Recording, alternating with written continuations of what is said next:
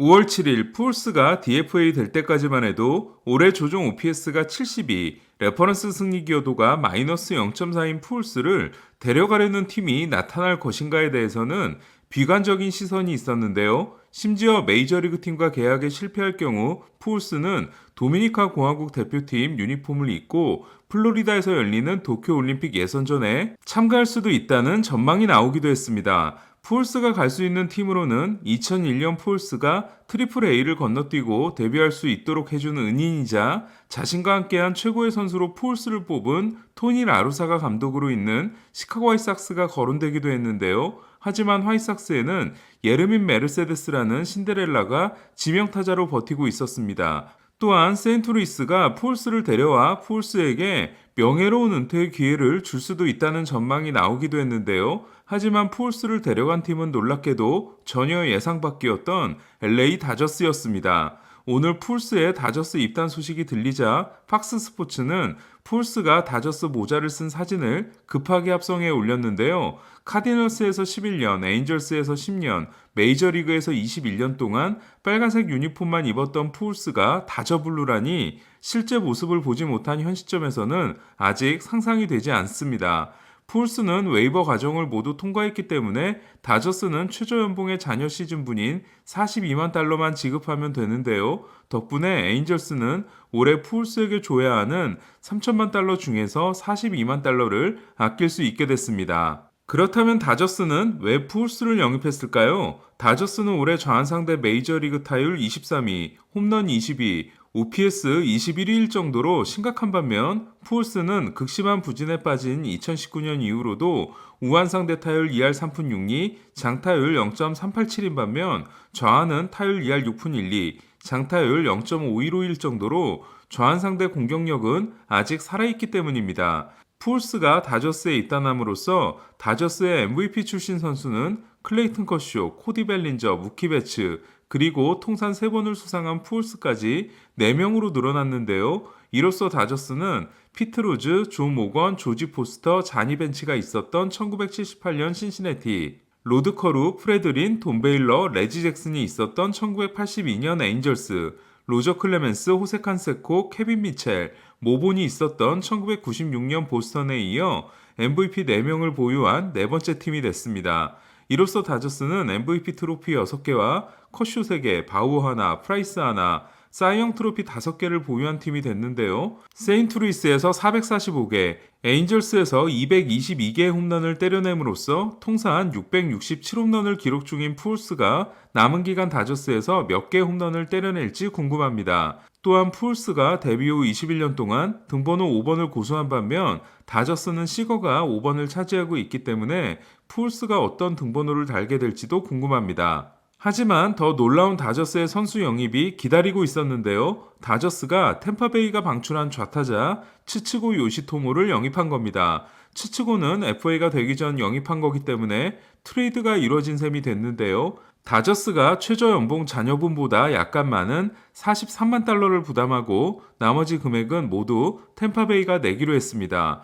푸울스는 좌완상대 라인업 강화라고 해도 우완상대 1할 6푼4리, 좌완상대 1할 8푼 1리로 아무런 장점도 찾을 수 없는 츠츠고는 왜 영입했는지 의문이 들 수밖에 없는데요. 다저스는 츠츠고 영입이 발표되자마자 코리 시거가 오른손에 공을 맞고 골절상을 입는 엄청난 악재가 일어납니다.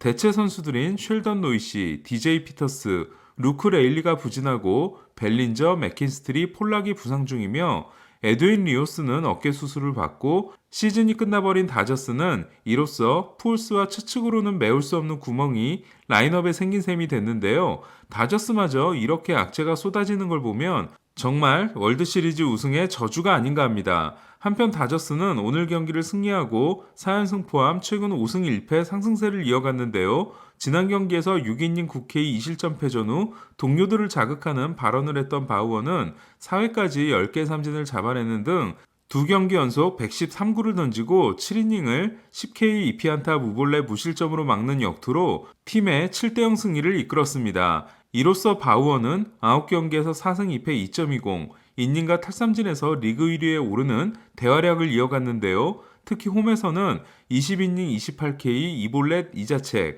평균 자책점 0.90으로 다저 스타디움과 궁합이 잘 맞는 모습입니다. 정말 바우어를 영입하지 않았다면 큰일 날 뻔했다는 생각이 들 정도인데요.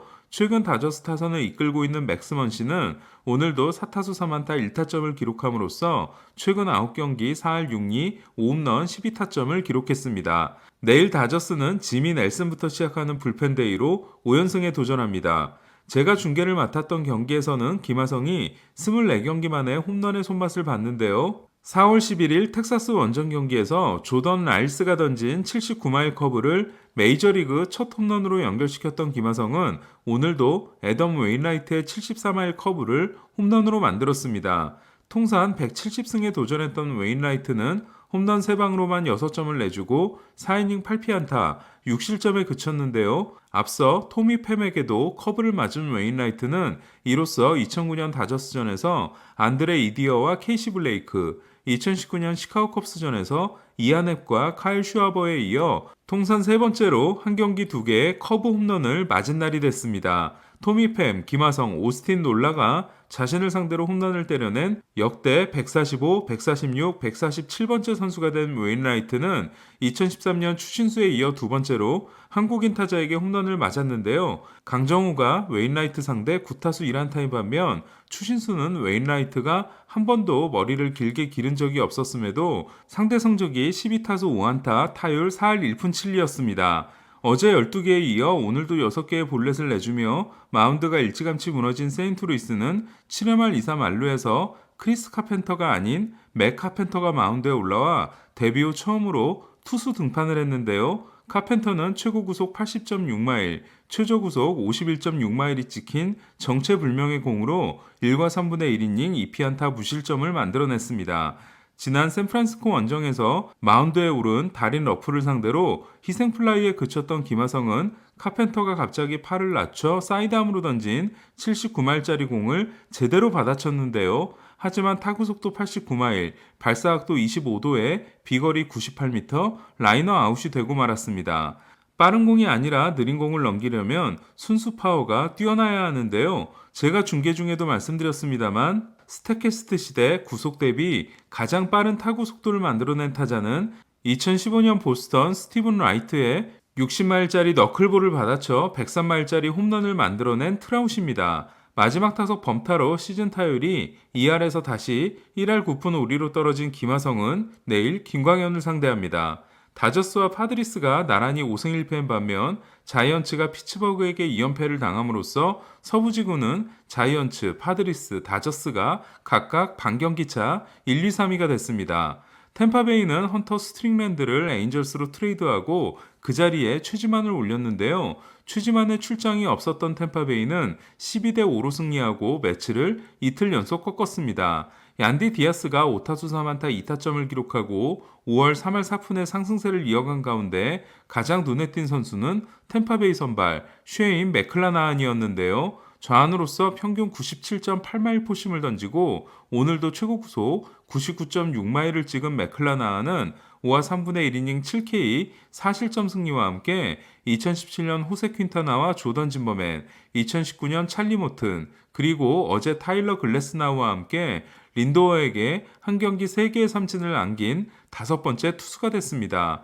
처음으로 이틀 연속 한 투수에게 3개씩의 삼진을 당한 린도어는 마지막 타석 시즌 3호 솔로 홈런으로 스코어를 6대5, 한 점 차로 좁혔는데요. 하지만 템파베이는 8회 말 6득점으로 6대5에서 12대5로 달아났습니다. 이제 템파베이 팬들의 관심은 메이저리그 최고의 유망주 완더 프랑코와 팀 2위이자 메이저리그 41위 유망주인 비달 브루안을 언제 볼 수 있느냐인데요. 템파베이 미래의 더블플레이 듀오인 둘은 오늘 프랑코가 트리플 A에서 말로 홈런을 날리고 브루안 역시 3할 오픈 7리 5홈런 12타점의 대활약을 이어가고 있습니다.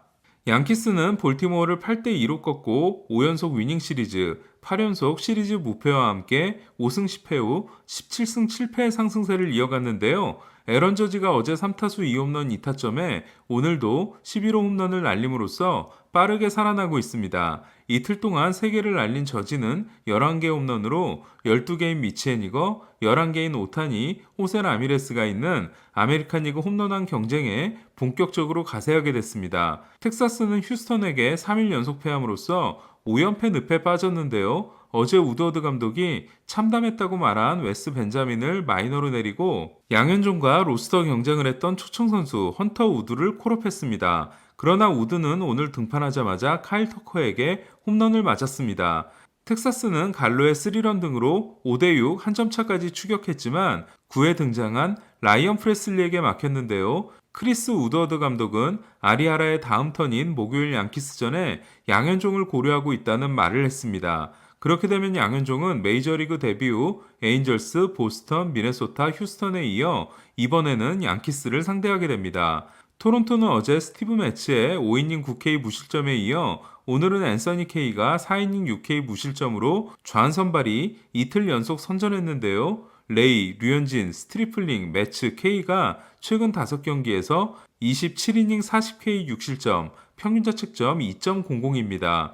불펜도 5이닝 8K 무실점을 기록한 토론토는 게레로의 시즌 10홈런이 터지며 필라델피아를 4대0으로 꺾었는데요. 특히 1년 300만 달러 계약으로 영입해 하이 레버리지 투수로 쓰겠다고 했던 타일러 체두드의 활약이 이어지고 있습니다. 체두드는 올 시즌 14와 3분의 2이닝 1실점과 함께 9이닝당 2.5개의 볼넷을 내줌으로써 로비 레이와 함께 제구가 잡힌 모습입니다. 어제 글래스나우에 이어 오늘은 애틀란타 이안 앤더슨이 노히터에 도전했는데요. 그러나 앤더슨은 7회 첫 타자에게 안타를 맞아 노히터가 무산됐습니다. 애틀란타의 마지막 노히터는 1994년 다저 스타디움에서의 켄트 머커로 박찬호의 메이저리그 데뷔전이었습니다. 오늘 패함으로써 최근 3승 10패인 미러키는 20승 20패, 5할 승률이 됐는데요. 같은 기간 팀 타율이 2할 1위인 미러키는 어제부터 트리플 A 리앱에 나서고 있는 옐리치가 빨리 돌아와야겠습니다. 오늘 소식은 여기까지입니다. 그럼 저는 내일 김광현 경기 해설과 김한장을 통해 돌아오겠습니다.